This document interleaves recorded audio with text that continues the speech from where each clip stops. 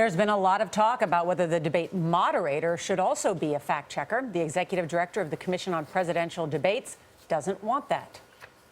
The commission asks independent, smart journalists to be the moderators, and we let them decide how they're going to do this. I don't think it's a good idea to get the moderator into essentially serving as the Encyclopedia Britannica, and I think it's better for that person to facilitate and to depend on the candidates to basically correct each other as they see fit.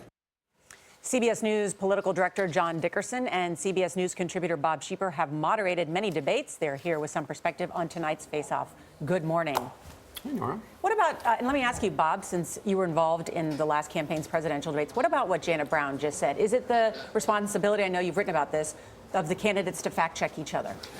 Yes, I think I think you're being unfair to both candidates if one of them makes a glaring error to not let the other person have an opportunity to call them out. I think people want to know if that person knows the answer to the question. That's a debate. It's called a rebuttal. Yeah, but if they don't, then I think the moderator has to step in and say, for the record, folks, and take it from there. Maybe ask another question. There's talk that a lot of voters have still not made up their minds, John, tonight.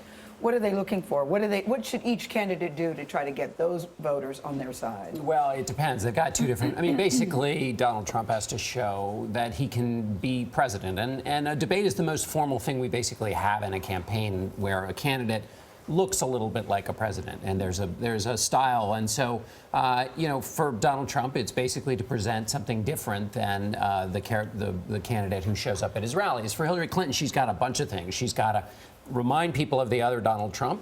She's got to show something from her heart, which is both for those undecided voters, but it's also for her voters. What we know from political science about debates is that people become stronger partisans when they watch debates. So if Hillary Clinton has an enthusiasm problem, which some of the polls show she does, and enthusiasm is different than vote intent. In other words, people may be ready to vote, they may just not be excited about it. If she has an enthusiasm problem, then a debate can make people think, oh, that's why I like her. So you think this is more about shoring up your base than it is about reaching undecided? Well, it can be both. I mean, undecideds may slosh around over the course of 3 different debates, but there's voting going on now. If both campaigns can grab their voters who get newly energized by something that happens in a debate and bank votes, get them, in line. So there's an organizational benefit. In fact, the campaigns believe that 40% of the final tally may be by early vote this year, to your point. So that's why these debates are so critical. It's not that you'll remember going into the vote, but people are voting now. Right. Well,